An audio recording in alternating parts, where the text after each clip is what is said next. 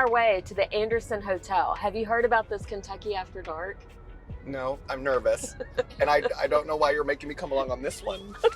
And so I feel like y'all are playing a prank on me for Halloween. Well, here's what I don't understand, Andrew. You've been on Naked and Afraid. You've been on Buddy Games. You've been on Amazing Race.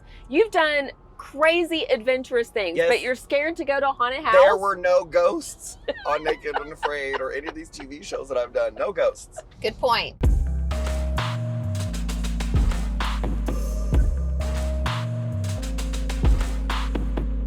All right, well, here we are at the Anderson Hotel in Lawrenceburg, Kentucky, and we're with Robbie Morgan, and she is the Director of Tourism here in Lawrenceburg.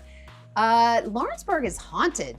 Lawrenceburg is special and Lawrenceburg is haunted. Okay, and so that's why it's one of the stops on Kentucky After Dark. That's right. The marketing campaign that you all are doing to highlight some areas in Kentucky that are haunted. That's right. So Kentucky After Dark is a passport program to guide you, if you will, through the paranormal experiences, mysteries, and strange things that are unexplained across the Commonwealth. We've had a lot of fun with this project so far.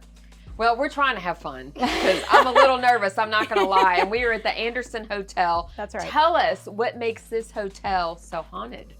Well, I think Jeff, who you'll meet later on in this session, is going to tell you a little bit more about why, and he's certainly the expert in the paranormal here in Anderson County and Lawrenceburg. But, you know, any place that had people living and dying in a space is likely going to have some leftover energy, let's say. And the Anderson Hotel is quite famous for its leftover energy. We have heard stories about paranormal investigators getting bitten on camera while they were doing the investigation, so watch your back. And, you know, the stories that make it interesting are the ones that Jeff actually highlights in the haunted house that happens here at the Anderson Hotel, which is the life stories of the people who were in this building. And instead of telling a movie story, he's telling the stories of these people that were here. Well, we brought in a specialist today who is an adventurous who's going to go through this hotel while Tam and I go have a beer down the street. Right, that's exciting. Maybe try a bourbon. Yeah. You might need a stiffer spirit. Oh, Sign me up. I like it. I Okay, like should we it. toss it over to Andrew? Let's toss it over to Andrew. All right.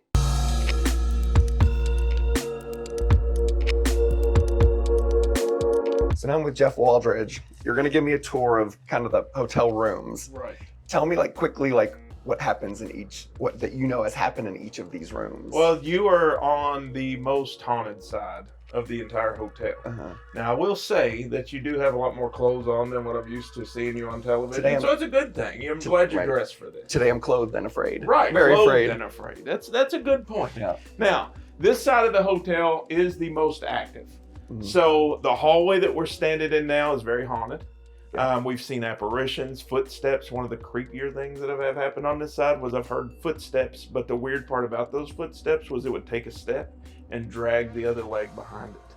And it went all the way down the hallway, almost to the point where I could see what it was, and I'm glad I didn't see what it was because I would probably have to sleep with the lights on for a little bit. I mean, I've been doing this for 20 years, but still, I don't want to see that. I don't want to see the creep factor of that Jeff, part. you know, if you have a creepy job, Yeah. and your office is really creepy. Yeah, it's kind of like the the really bad kid that you have to take care of. Like this is it. Like you have to kind of deal with the ghost, and you have to deal with them attacking people, and you have to try to be almost like a counselor between the living and the dead, and let them understand what's happening up here. You mentioned the Burning Man. Right, the Burning Briefly Man. tell me what the Burning Man is. So the Burning Man room, the story goes, when I was doing research for this place, I talked to a man that lived here from the 80s, and he said that he woke up one night and there was a guy burnt from the waist up staring at him. It's like any logical human, he moved out. But the Burning Man room is right over here to the right. That's also where one of the attacks have happened. Attacks? What about this room? So this room is the drunk's room. Now, we call it that because there's all these bottles of ancient age up in the closet. And they've always been there. And I had it confirmed that this was an actual person. We had started getting some EVPs, which stands for electronic voice phenomenon, the little recordings that you get, ghost voices. And I had it confirmed with a former manager that a man lived here that drank a lot. She remembered him. She remembered a lot of things about him, but she didn't remember his name. So once we found out that was a real person, it's kind of strange now because investigators will bring them little bottles of liquor as kind of like a, I don't know if you like almost like an offering to say, here's this. So we have to lock up his liquor during haunted house season because we have people touring over here. Yeah, you can also bring little bottles of bourbon to my house and drop them off. It's kind of the same thing, yeah. If you want to. Right, yeah. it's kind of the same thing.